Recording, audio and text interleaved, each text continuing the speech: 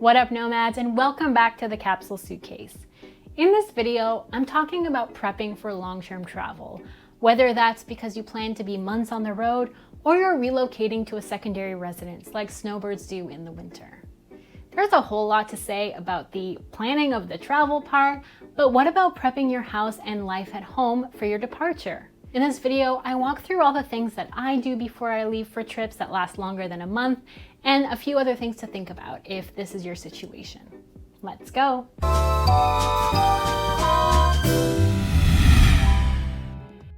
Okay, first thing to consider, how long is your trip? Is this a one-off trip or a new lifestyle? If you plan on coming in and out, that's one thing, but if your house will be empty for a year, that's another.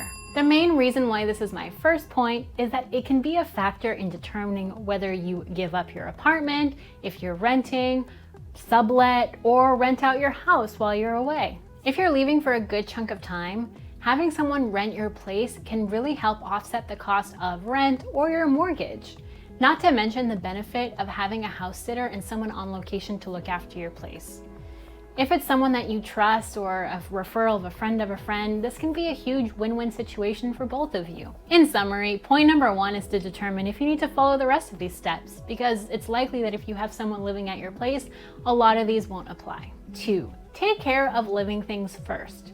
Find a sitter for your plants or relocate them temporarily. I have a blog post on what to do with plants when you travel a lot, which I'll link in the description below.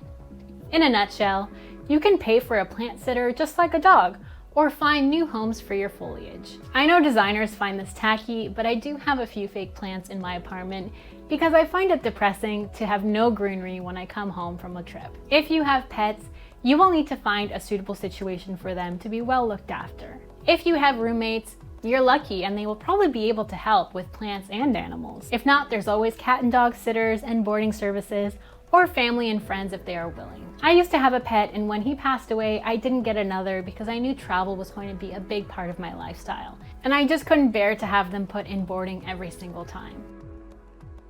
Think about security.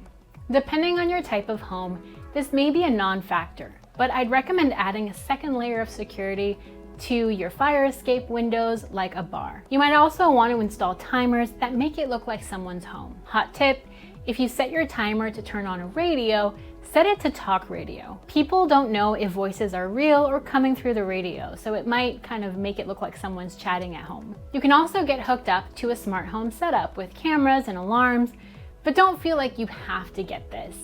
Good locks on all windows and doors, and someone checking in on your home here and there is usually enough. Figure out your mail. While my parents were away, I somehow got roped into checking their mail and then mailing it to them across the country. This is not ideal. Look into mail forwarding with Canada Post or USPS or whatever your local mail service is if you plan on relocating to one place. If you plan on jumping around to various locations, you might want to use a service where your mail is held and important documents are opened and scanned for you to access abroad. These services can be private, or some national mail services offer this as well. It's pretty cool if you plan on becoming a digital nomad, but still need a permanent address for official documents. When possible, I do try to get everything by digital mail or e-statements so I can access everything online and save digital copies to my cloud storage. But there will inevitably be things that require a hard copy, so mail services are the way to go. Have a point person with access to your place. Whether this is your building management company,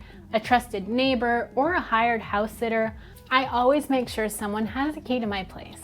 In the past, I've had building fire alarm inspections come through while I was away, people needing to rent my place for a few nights, and other reasons why I needed someone on location on my behalf. You can leave a lockbox if the situation requires it, or designate one person as your proxy. Suspend services you won't need. If you have any subscriptions like food or coffee, make sure you suspend your subscriptions and manage deliveries while you're away. Like mail, you should hold any packages or ask a neighbor to retrieve them on your behalf, or they probably will be stolen. So best to get ahead of it and suspend any deliveries. If you get deliveries without asking, like if you're an influencer who receives PR packages, try switching to a PO box or a flex mailbox with your postal provider so all packages are delivered and held for you. When it comes to utilities, I don't recommend suspending your landline, power, or water services, as these can be really annoying to set up again. But you could decide to forward your landline to a cell number, reduce your internet package to the lowest one, and unplug a bunch of stuff to save money while you're away. On the topic of unplugging things, this tip is all about disaster-proofing your home. Find out what the best course of action is in relation to water based on your building and season.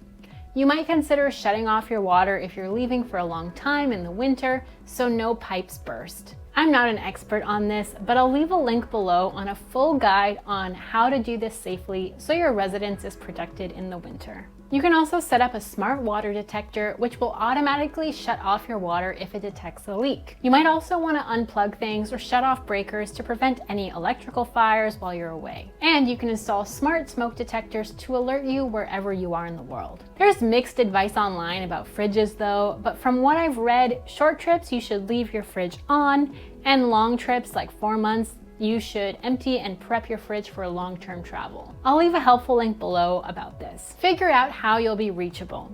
If you're traveling a lot and moving about multiple countries, figure out your SIM card situation. Are you going to keep one number, do a voice over IP setup, WhatsApp or FaceTime only, or switch SIM cards every country? Plan ahead so people, especially your designated house sitter, can reach you. Don't leave any perishables, including non-consumables. Emptying your pantry and fridge is a given, but there are also other items to consider tossing or giving away before you leave. If you have any medication, creams, or products that will expire before you come back, you might want to use them up before you leave or take them with you. Whatever you do, don't leave them in a place where they might be in direct sunlight for part of the day. Air and sunlight are the main contributors to the deterioration of any product, consumable or not. If there are any spills or sticky things, clean them up so your house is spotless and has zero chance of attracting bugs. This last tip I learned the hard way. Make sure your items are stored in a way that's friendly for long-term storage. I have clothing that is in high rotation, so I never think about what 4 months on a hanger might do to it. But the wrong sized hanger or too much gravity can really screw up your clothes. My lesson was that I had a standing mat for my desk that I stored upright, and by the time I came back 3 months later, it was totally warped. Just keep an eye out for things that might get dented, warped, wrinkled, or deformed by inadequate long-term storage, and find solutions like boot shapers or others. I hope these tips helped. Leave your long-term travel tips in the comments below. Happy travels, and see you in the next video.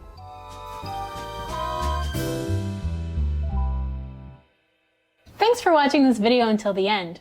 For more content like this, make sure you subscribe to the Capsule Suitcase and turn on notifications so you get all the fresh content as soon as it comes out. Thanks for supporting this channel. Happy travels!